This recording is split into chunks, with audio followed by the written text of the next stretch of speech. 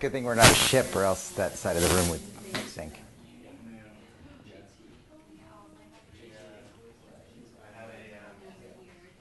What we'll do is we'll push you down about another 10 inches or so. Okay. Because I don't want you behind the table. Sorry. No problem. No hiding behind the table. Let's step over that. Okay. There, now you have a free. Perfect. That's great. As long as you work between the table and there, you're in good shape. Because you can see where the table is. I see, and they can see.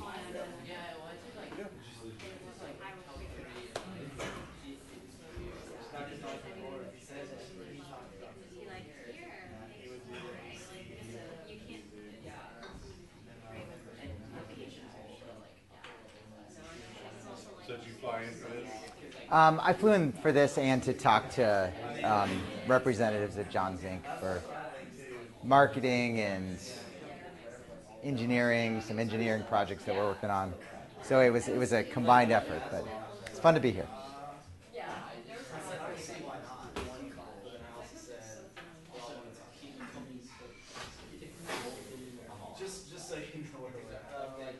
Hi guys, welcome.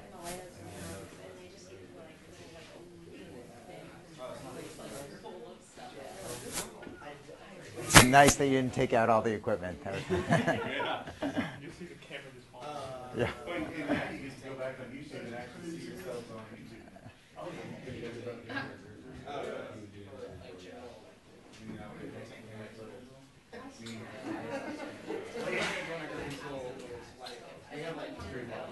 Oh, wait.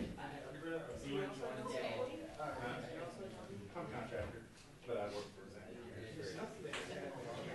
No, but I work media.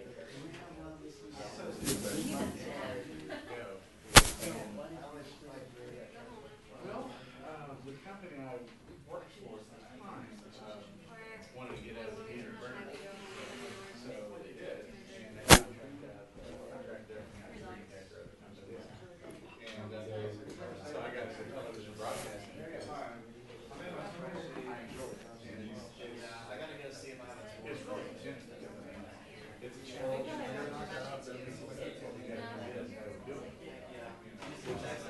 Over the last 10 years, everything has been digital. When it's tomorrow, run one wire for video. Yeah, no, that's so nice. Because like we all went to the last one. But the television station are all digital.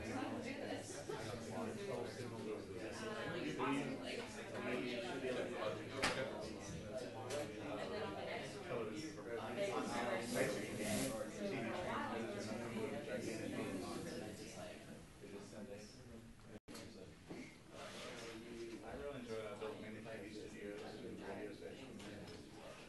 I used to climb tower. Okay.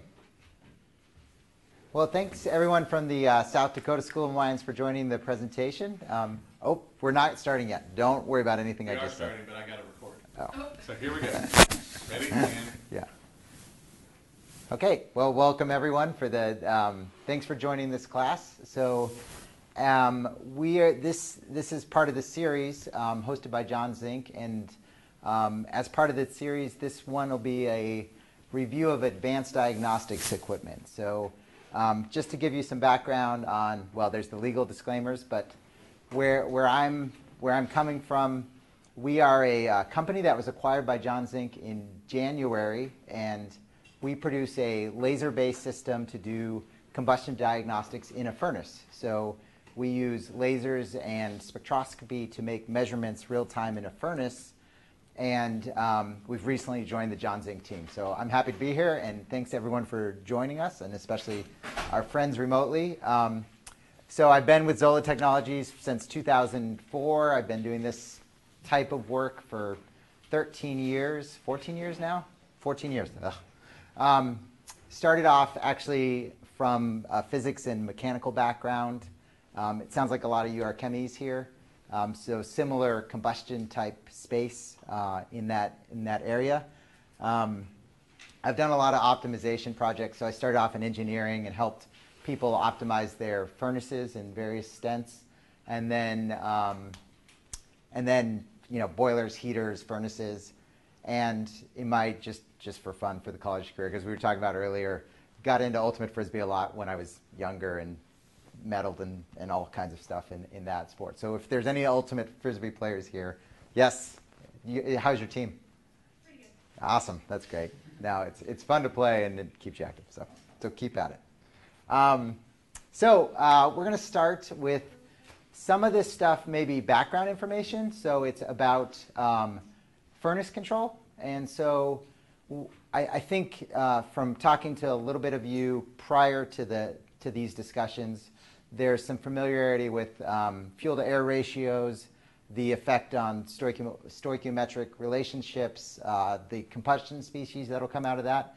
So we're going to talk a little bit of background on the various furnaces, specifically relative to our product, but general furnace applications, and then we'll go into the controls and sensors and how you might integrate that, how you might see them as you go into your professional careers in an industrial setting. And I think to an earlier question, there's probably not going to be homework for my section unless someone else makes it up. So anyway, enjoy. So there's many types of furnaces out there, and they serve different purposes. They often share core elements, but there's anything from a steel reheat furnace, which is essentially taking cold slabs of steel and heating them up in order to shape them into either I-beams or flat rolling the metal. There's steam boilers, so these are your typical power generation setups, where you're inputting fuel and air, you're combusting, you're making a hot area and turning water into steam to generate a turbine. There's stuff like glass melting, where you're just melting silicon and turning it into a glass product at the end, like your smartphone or your window for your car. And then there's a lot of, in the industrial refining space, there's a lot of reformers, which basically take hydrocarbons and turn them into other hydrocarbons that are either long chain, short chain, they crack them, they do a lot of stuff. But they all share kind of some similar elements. So you always have burners, and that's just to make your hot source. So that's typically a ratio of, you can do it electrically, but almost always it's a fuel-to-air mixture that you're burning to create heat. They involve a chamber, so you have to hold in that heat in some manner, and that the shapes that we talked about earlier are different examples of how you might do that. There is some product that you're working on, and this is, as an example here, this is a heater, but that can be any form. So like in the steel, it was heating ingots of steel. In this place, it's you might be cracking hydrocarbons. But this, you're always trying to act on a product to heat it up to do something later in whatever the refining process is you're interested in. And then what we're going to get into more is the controls. So how you control your fuel, the amount of fuel you're delivering, the amount of product you're delivering, the amount of air you're delivering, and the sensors. And the sensors provide guidance on your controls for setting them to the right level. So at a basic level, your furnace, everything you do in industrial furnaces comes down to these variables, and you just work in different areas to shape it relative to your objectives of that industrial project. So again, the whole purpose of a furnace is just to drive a reaction that requires heat. So we're just heating up some product, turning it into something else, shaping it either water to steam, hydrocarbons to different hydrocarbon chains, or possibly heating up a material to make it workable or reduce defect density or something to that effect. So our operational goals, you're always driven to do something as cheap as possible in industry. And so that's not a slight. That just means if you never want to throw away money. And generally, you're trying to optimize items like speed, so how much product you're producing, the yield of the product. So for instance, if you can only recover 90% of the product that goes through the process, but you can boost that up to 95%, you can have a big improvement. The quality. So sometimes you can get more money for a higher quality product depending on what you're burning. And the availability. So if your furnace is down because you have a burner that's constantly failing or a sensor constantly failing, then that costs you time in actually using the resource. So you want to balance those objectives with minimizing costs. So anywhere from the infrastructure, how big you might build a furnace or how many burners you're adding to it, the maintenance requirements of that system, the training that you actually have to impart on the staff. One thing is, as some of you may go into industry, there's various skill levels that you'll see out there, and every time you do a training effort, it costs time and resources of the plant to keep that up to date and to keep it motivating. So in the university schedule, you're always trying to learn, but as you get into the industry, it can get more stagnant, and you have to figure out ways to deal with that. And then finally, emissions. So there's the typical NOx. You also want to minimize CO as a typical product. And whatever, usually you're regulated, at least in industry, by whatever the EPA guidelines are for that particular application, furnace or site. So the consequences, if we don't do it right, you get furnace outages, you can get safety risks. So there's cases where furnaces have exploded. You can get CO leakage into the outside. You can get poisonings. You can get steam leaks that cause it doesn't so much happen anymore, but there is cases where steam is essentially clear and it can literally cut off arms, and you don't even know that it's there because it's hot. And that doesn't happen quite as much anymore, but it's bad. You don't want to have that happen, obviously. There's reliability issues associated with your furnace, so you got to keep the uptime right. High fuel costs. So if you guys know about the stoichiometric relationships, if you have typically a plant will lean towards burning air rich because there's less concerns about safety, but for every more ton of air you put in, you're just heating up air and you're not heating up the product. So that costs you money, so you want to balance the safety relative to how much air you're putting in. And then, of course, there's emissions. And basically, you want to go to whatever your pollutant limits say you can go, but not exceed those. So, and that's probably not entirely, close enough. So how do we optimize an existing furnace? And this is where we'll get into the advanced technologies that we're going to talk about in these slides. Again, the 5 kind of categories are burners, your combustion chamber, your products, you may be able to change that, your controls or your sensors.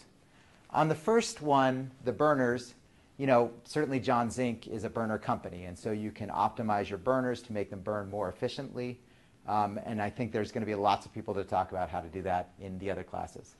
The combustion chamber, you can't really do that much about. So once you've built a furnace, you're kind of stuck with that design. You could build a new one, you could maybe retrofit it or add insulation, but there's likely less gross manipulations you're going to do on your chamber.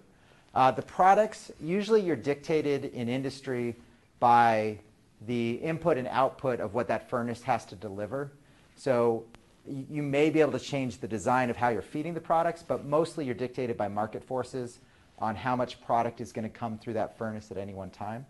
So the ways we have left over, if you have a furnace that's operating poorly, at least in scope of these discussions, is generally controls and sensors. So if you can outfit either more controls or more sensors, you can get a better feedback process of how your furnace is running, and then save anywhere from hundreds of thousands to millions of dollars per year on the operation of these furnaces.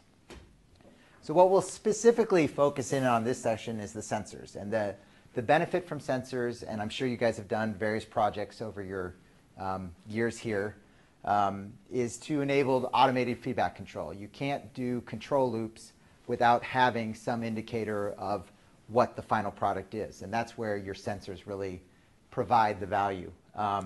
They also provide a benchmark of operation. So if you want to know how your asset is doing, you have to do that with data. And so there's many different types, but in the world of furnaces, there's generally prevalence of certain types of data that we'll talk about next. And then finally, if you get benchmark performance, you want to be able to replicate that onto other furnace operations. And you need enough data, at least from a perspective of your furnace, to be able to replicate that to other furnaces and see how they are doing, so that you can optimize those and save money on those furnaces as well. So that's the benefit of kind of where our technology that we'll lead into lies. But the measurement options that are typically available fall into roughly 4 categories. So temperature. So there's all kinds of outfit of temperature, again, because we're making heat in this reaction. It makes sense. There's pressure. So we want to know there's pressure drops as you go along the furnace just because of the temperature changes within the furnace. There's different combustion species that you might want to measure. O2 is the main one that is typically prevalent because with feedback of O2, you can tell how close to the stoichiometric relationship you are. And then finally, there's flow. So with all of these, flow gives you the set point of how much fuel am I flowing in, how much air am I flowing into each burner, how much product am I producing. And some of those can be easy counts, like with steel, it's just how many slabs am I doing per minute, and you can just count them. Other things are harder, and you need mass flow meters and everything else. So there's typical ways to do that. Thermocouples for temperature. We'll talk about a laser-based solution. Pressure transducers. I actually don't really deal with the world of pressure almost at all, but pressure is, there's lots of things that you may have even already heard about. Combustion species. So typically they use ZrO2 zirconium oxide probes. If you get into the industry, that's a common way to measure oxygen content. Extractive analyzers, where they actually suck out the gas and then measure it. Or we'll talk about a laser-based system. And then finally, there's flow meters, so mass flow and acoustic devices are sometimes used. So what we typically do is, so we'll take the sensor data and then relate that to the control of the furnace. So for instance, oftentimes what you want is at least one sensor per control device so that you can always set up a control loop via the sensors and then into the system. So we've got, stack damper change might be related to the pressure and or the temperature of the furnace gases, so, or the excess O2. So we want to set up enough so that we have a sensor and control loop feedback. And the challenge that these advanced sensors try to address is that the individual sensors don't scale well to large furnaces. So what we do, like as you have a smaller furnace, typically you can, setting up the number of sensors per controls is pretty easy. But as you get to more and more burners and product, it becomes harder to integrate that feedback loop. So what we set up is a laser-based system. Oops, that's the wrong button. So we essentially put in laser paths for these bigger furnaces where you can measure local products of temperature and combustion above the specific burner areas and burner levels. And so what this helps us to do is we take this big, massive product that we don't know where everything is getting burned or combusted or local temperature profiles, and we can break it up almost into mini zones of temperature and combustion control so that you get your stoichiometric ratios in those various areas to the right level. So this is what we'll talk about in the advanced diagnostic session. So I guess first, any questions or overview of the furnace feedback? Zone F, forgot that one. Okay, so the system we're going to talk about is called Zoloscan, and there's lots of different advanced diagnostic systems out there that are laser based. This is one of them to give you kind of a feel for what's in the market. So what we do is a wavelength multiplex TD-LAS system for spatial monitoring. So we combine multiple lasers onto a single fiber optic, and then we switch it from path to path to path to measure combustion control. And what we can do from that system is we can set up various grids within the actual furnace to measure localized products of combustion, so temperature and species of combustion. Has anyone been to a furnace here, like an industrial furnace? Okay, awesome. We got one guy in the back. So you've seen, I guess, they're basically like big rectangular structures. What's your impression of what you saw? I think it wasn't very interesting. I mean, we climbed up to the top to like try and look down at the flame. Uh-huh. We couldn't really see it that well, so it was kind of underwhelming. That's actually one of the hard parts. So what this product helps to do is, like, the fact that it's hard to get visibility into the flame and to look into it and, like, where is even the flame front, this gives you that kind of on a diagnostic information. So it's not the same as physically looking at it, but it gives you the feedback of what the combustion products are doing. So yeah, so this is a picture on the furnace with a bunch of blue heads, which is what our product ends up looking like on the system. But it still looks like a boring furnace to some extent. So we serve a bunch of different markets. So anywhere from coal, so steam boilers, to refining and petrochem, so ethylene crackers, refining, depending on where you all go in your next careers. So you may see these things out there. We serve steel markets, so where they're doing the melting of steel and the processing of steel, we install our system into various formats there. We have a bunch of systems, so 100 systems globally. This is a bragging slide, so I'll just skip over that. So getting into the technology of what we do. So we have essentially multiple lasers that are tuned to specific frequencies to measure CO, water, O2. We use the two-line thermometry to essentially measure temperature at the same time. We combine all of that onto a single fiber optic. We send that to one of, let's say, 12 paths up on a furnace deck. We measure that path, we take it back, and then we split it up into detectors and then measure the resulting signal and send that out to the plant. And if it works, we've got a little video demonstration. This is going to be the highest tech part of this presentation. Oh, it might not work. Let's see. Oh, yeah, there you go. So essentially, we have a main control rack, and all the lasers are housed there. So we try to keep it, one of the notes on the furnace is there's lots of high temperatures around that area. Even though you don't want your furnace to leak, a lot of the gas goes out. So we try to keep all of our optics and detectors back in an isolated location. So we combine multiple lasers, and so in this case it's 3 lasers, so water, CO, and O2, all onto one single fiber. We send it out to a optical switch. So the optical switch goes from like path 1, path 2, path 3, path 4, one path at a time up to the furnace.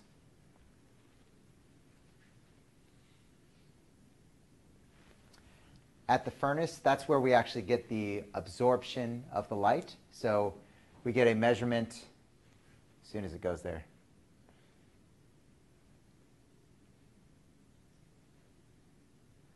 And so this is where we can actually get the absorption of that light through the furnace. We set it up in a grid pattern so that, for instance, if this was one burner group, you would be measuring feedback specifically underneath that burner group, so you could tune the combustion or the fuel-to-air ratio of that burner setup. And then we would create a profile of your furnace performance. So essentially, here's the layout of your furnace, here's the temperature, here's the O2, here's the CO at that point. Yeah, go ahead. Is that done almost instantaneously? Yeah, so the time, it takes about 3 to 5 minutes to do a complete cycle. So it's 10 seconds per measurement, essentially. And we scan really fast, so we get like let's say we get 1,000 scans in that measurement, and then we use the composite of that 1,000 scans to generate a measurement. Good question, though. Finally, after we demultiplex that, we send this to user interface that allows them to pick out, oh, I have a high temperature spot here, or I have low O2 here. And basically, I need to slightly adjust my fuel-to-air ratios to bring it back in line of where my target performance is. Any other questions on? Okay. So what we use is TD-LAS, so tunable diode laser absorption spectroscopy is the mechanism of the system. And we take advantage as you, so in chemistry, have you talked about the absorption features of molecules and the specific wavelengths for what's some instruments you guys use for looking at species? Do you guys use any analyzers in some of your classes? What's that? Like a mass spec. Yeah. NMR. Yeah. Who has access to that? Anybody here? Awesome. Okay, so So similar concept where you're scanning across a wide, in that case, you're scanning across a wide wavelength band and then looking for a signature. We use the same thing with this system where we're going to specific wavelengths where we know the molecules absorb, and then we're picking out those frequencies to look for resonance of water or CO or CO2. So we do this on an industrial scale, what typical mass specs would do on a local box level. But we have limitations because we only pick out a certain wavelength where they would scale a lot longer. So what we do is we look for those distinct fingerprints. Then we look at the ratio of unabsorbed light to absorbed light, and based on models that we calculate from our furnace back at the shop, we can then determine how much species is in the combustion products. Some of the challenges of this is you get absorption, changes in absorption if the window's foul or if there's dirty environment. And so with this technique, as long as you have a zero reference source, you can basically take the ratio metric from absolute zero to your baseline level and then figure out what the species concentration is regardless of what the absorption was. So it's similar to cell phone where if you have 1 bar on a cell phone, you can still make a clear call, but if you have no reception at all, you can't do anything. So we can accommodate a lot of different reception levels, if you will, with the way this works. So a couple unique things about our product is we do multiple species with one path. So you'll see some other, as you get into the industry, you'll see laser systems that can measure line of sight between 2 areas, and they will measure one species. Typically that's O2. Lots of times it's CO2. Because we combine everything onto one fiber optic, it gives us some advantages in doing multiple species. Multiple paths, so the fact that we put the system in a control rack and have all the lasers there costs us time to an earlier point. But in a lot of these processes, they don't need constant update rates. So we essentially give them data every 3 to 5 minutes, and then they feed that into a control loop to adjust their burners and airflow controls accordingly. We have a system, so we do automated, has anyone worked with servo motors? We essentially move the optics up and down or left and right, and that allows continual alignment between 2 sides. We need a line of sight between the furnace, so we have these heads that actually align up and down, left and right in the system. One of the things, maintenance, we talked about that's an issue. Minimal maintenance on our system is good, easy to clean windows. And then in our line of work, you have rapid reporting, which can be anywhere from nanoseconds to, hours. Rapid reporting in our marketplaces is usually in the minutes type time frame. So unless you're talking about a safety sensor, and then you need kind of instantaneous reporting. So typical stuff on our system. So just to give a perspective, this is kind of the size of our control rack. It's about 7 feet tall.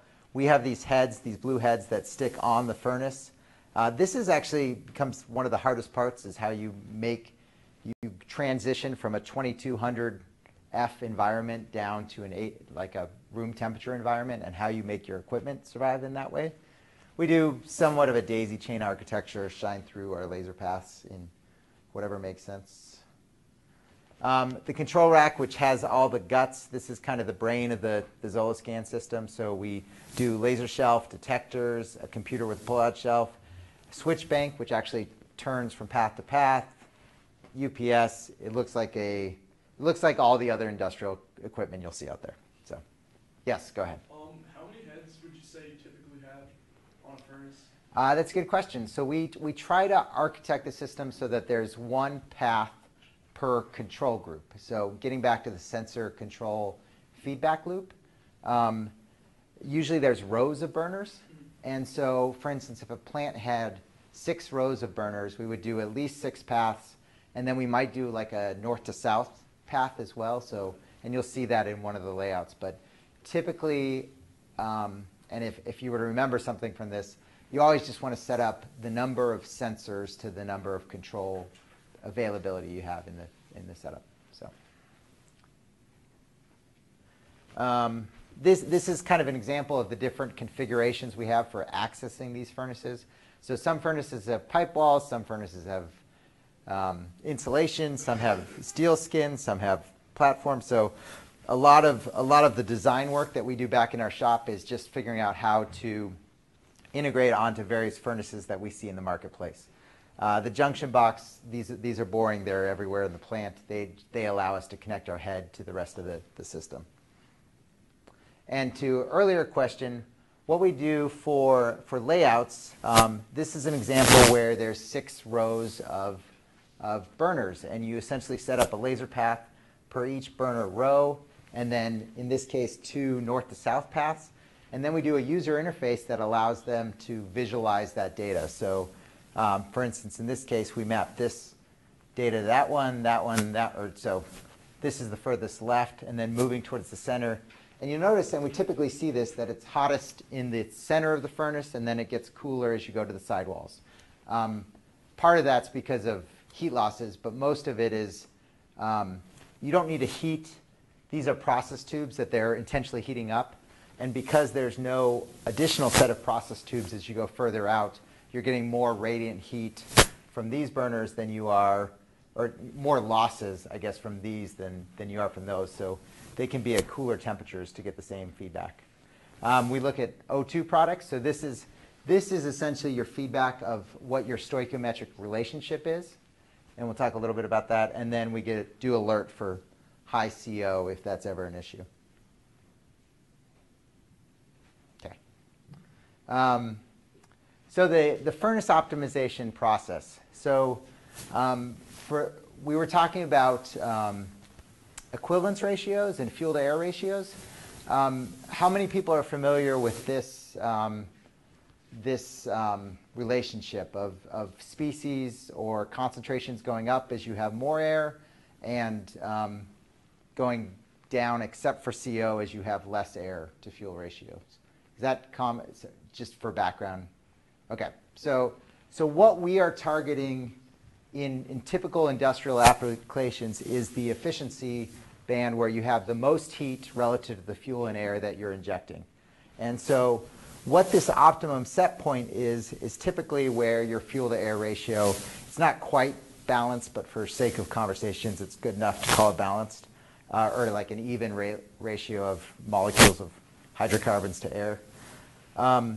And just after that point, CO starts spiking up. And CO is important for the industrial applications because it'll shut down a furnace if you get it'll trip both for safety and it'll trip for EPA emissions excursions.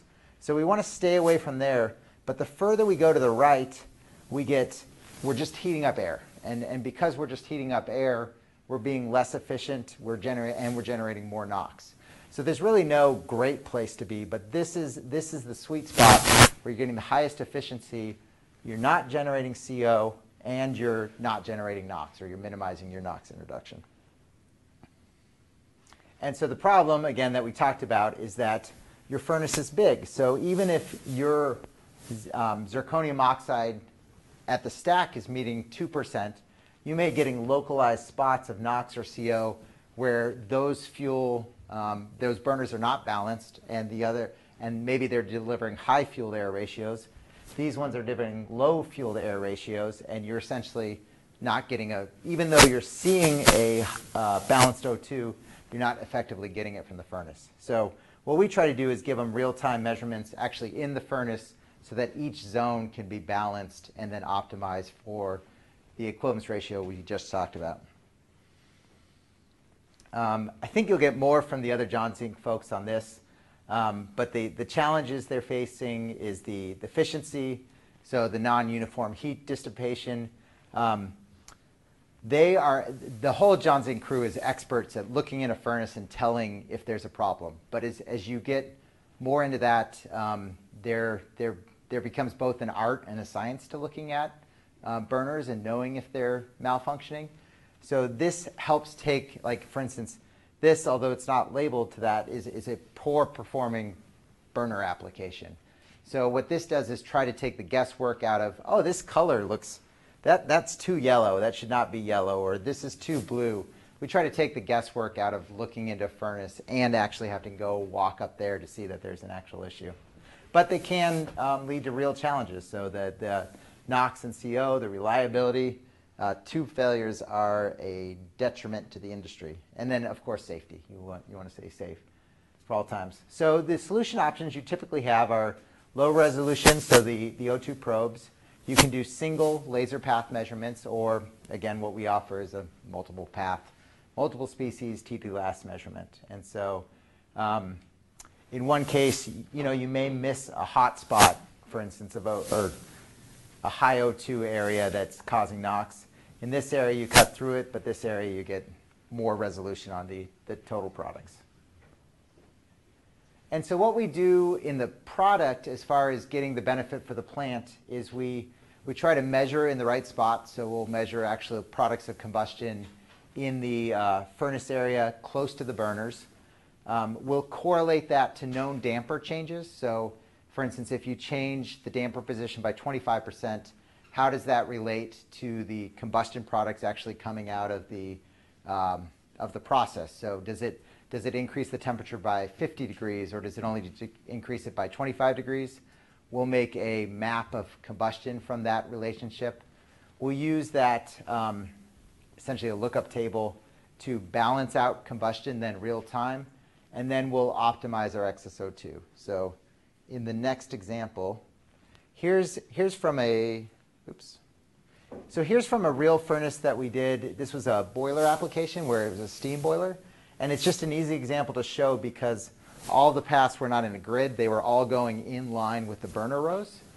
And so what they were trying to do is set an XSO2 profile of 3%. And you'll hear different versions of what they want to set for safety-wise, but this place was trying to go for 3%. And when we first got in there, they were trying to do 3%, and you certainly had on average them generating 3%. But as you go less than 3%, you run into CO and safety issues. And as you go higher than like, let's say, 3.5%, you run into NOx and poor efficiency relative to that furnace's design. And so they were set like this, but then what they saw was that they were getting CO and safety issues. So what typically happens in the industry today is there's one lever to control a furnace, and that's XSO2. So what they did was they turned up, in this case it's forced draft, they turned up the XSO2. So now the areas that were exhibiting these CO and safety issues have gone up to the optimal range, and you've avoided that safety concern, but you've also done it at the cost of increased NOx and reduced efficiency for the areas that used to be in this optimal region. So with this system, with the laser-based system, you could identify where the high O2 was coming from in the NOx, where it was lower, and we could basically steal air from this area, add it to this area, steal air from this area, add it to this area, and balance out the combustion. So now we've taken our standard deviation essentially from 1.25% down to about 1/4 to 0.5%. And now what we can do, we can go back to the excess air set point they actually wanted to get to, which is 3%, and now we're optimal throughout the whole furnace. So in a nutshell, that's kind of the combustion control feedback process that is demonstrated on a real system. Any questions on? Okay, great. So just kind of walking through a case study. So this is the reformer example that we showed earlier where we have a 6x2 grid. We have our user interface that essentially gives to the operators what they're seeing real time as far as temperature, O2, and if there's any CO spikes specifically in those regions. With all these products, you're also using other controls and sensors available. So this particular site had thermocouple sensors in the flow tubes. They had pressure sensors. They had stack feedback. But mostly what we used is we used this data, and then we used their process tube temperature data to balance out combustion. So the first thing we did was, and this was kind of a learning experience for us, so even 12 years or 10 years into the business, you don't know what you don't know. But we initially went to site thinking that that balanced is a uniform temperature across the whole furnace. And so we were telling them to set it to a flat profile, and they were like, you dummies. There's less losses on the sides, and you have to set it to this. So in this case, a balanced profile can be essentially what it looks like, a frowny face, where you've got less burning on the side, more as you go to the input, because the products can suck up more heat, essentially, in the center of the furnace relative to the side of the furnace. So for them, this was balanced combustion of actually having this frown face shape, where then we said, okay, so what's our rules for moving forward? We want roughly a let's call this 200-degree difference between path 6 and path 5, and then maybe a 50-degree difference between path 5 and path 4, and then same but mirrored on the other side. So we put those rules in place for managing the furnace to an optimal case. These we just try to set as balanced, and then we set those profiles to increase the productivity of the furnace. They could slightly increase the temperature, because now you know that you're not getting an excursion on this row or this row, so you can push the furnace a little bit harder and get a little bit more product out of the setup.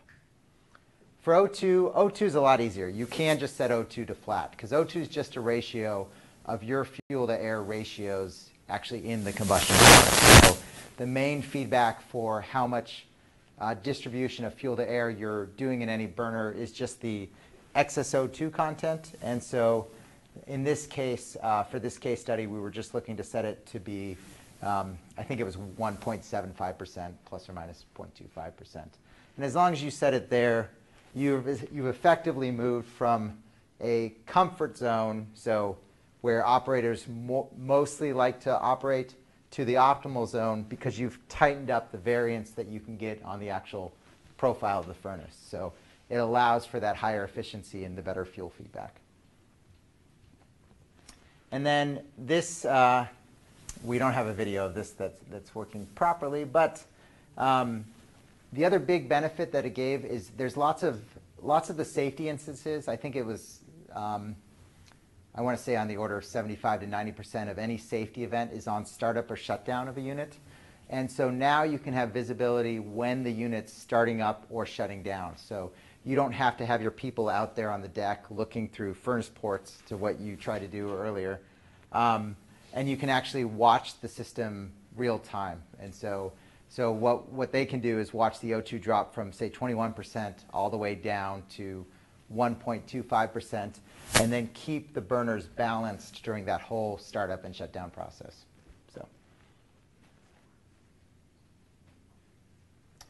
So again, typical benefits. So what we were able to do for this place, and what we typically prescribed, is reduce fuel usage. So again, by balancing out those air-to-fuel ratios, we can get benefits on the order of 0.5% to 1.5%. Increase productivity. So if you turn up the temperature of a furnace, you can generally move more product through it, as we talked about earlier. There are some limitations to that, like depending on the operation of the furnace, the peak temperatures. Startup control, so you can keep your people away from furnaces during startup or operation. And then the big benefit, you can reduce emissions. So for both NOx and CO, you can keep the combustion furnace operating properly. How Yeah. much a system would cost? So these systems are on the order of $500,000. So this is essentially I don't know if you have any projects you want to do locally, but it's generally harder to get approval for that amount of funding. But this is probably, to the sensor technology we talked about earlier, this is like the Cadillac of outfitting a furnace. So we typically live on larger furnaces where the payback is in the order of $500,000 to $1 million per year. So this efficiency, like, if you had a small furnace, this type of savings would only be on the order of, say, $50,000 to $100,000. But as you get to bigger furnaces, that scales up incrementally, where you're saving $300,000, $600,000 for just running your furnace slightly more efficient. So that's the kind of the space we live in for. So it's not a perfect fit for everyone, but if you have big furnaces, it's kind of a good niche. So this is the plug for the automated future, because as you go into, it's nice when you're living in the university scape, because research is the core research and the flexibility to learn and look at everything. As you get more into industry, they're pushing for industrial and automated operation, but it's still, at least in the refining and petrochem, it's still coming to some extent in various different ways. So there's a lot of opportunity to essentially integrate controls and technology into these markets. So, there's kind of three parts to integrated furnace control. There's the measurements, the controls, and the automated feedback. And now you have Stack O2 and CO are kind of the general things that you use. Zoloscan and is kind of one of the new technologies. They do tube temperature measurements as well. You can now have burner indicators to know how your specific burners are doing as opposed to group burners like we do. Integrated controls, so these are coming. Lots of controls on furnaces that you'll see as you get into this industry are all manual jack shafts. So it's hard to do an automated control loop feedback if you have someone who has to walk out to the furnace to actually change it. And then the feedback loops. So if you have both measurements and controls, then you can start to do automated feedback to make sure your furnace is running optimally all the time. So this is kind of where the future of where they're going and where we're trying to get to in this industry. And so as you go out into the world, it's where we're at right now is you see a lot of manual operation. It's moving towards measurements, controls, and feedback. And then we see a lot in the future, this automated control of furnaces and processes. And so as you guys go into the world, good luck, go get them. so, okay. Well, that's my material. I don't know, how did I do for time, guys? Oh, thanks, guys. Yeah. Thanks. Any questions on products, industry, furnaces, controls, sensors? Any from South Dakota, if you guys have anything? So I've got one. Yeah, go for it. Student. Yeah. On your Zoloscan system, how many milliwatts do you have to have of laser power to penetrate or to do the depth of the burner to get accurate readings? Yeah, so we're a class 1 laser source in refining and petrochem, but we also offer a class 3B version. And just as ballpark in the visible, that's a half a milliwatt for, and then 10 milliwatts in the near infrared. By 5 or 10 milliwatt consumer based. Yeah, yeah. So we do in both spaces, mostly class 1 though, which is the consumer based. Do you ever use argon systems? We don't do argon systems, no. No, we use they're all telecom based diode lasers. So butterfly. Diode pump? Yes, yeah. Yeah. What about the maintenance for the system? So the two maintenance items mostly are cleaning the windows. So they're hinged heads, so you can actually clean the windows, and then AC filters. Again, as you guys get out into the industry, AC air conditioning is the worst, but it's also the only thing available for cooling systems. There's vortex coolers and other stuff, but keeping the AC filter clean, depending on the environment, especially steel environment where there's more dirt and grime and stuff that constantly gets sucked into the AC filter, that's a maintenance item. That, mostly they'll have a department there, like an INC department, that will go around weekly and do, this cleaning is not really that hard for them because they'll have a department that'll go around and do that weekly.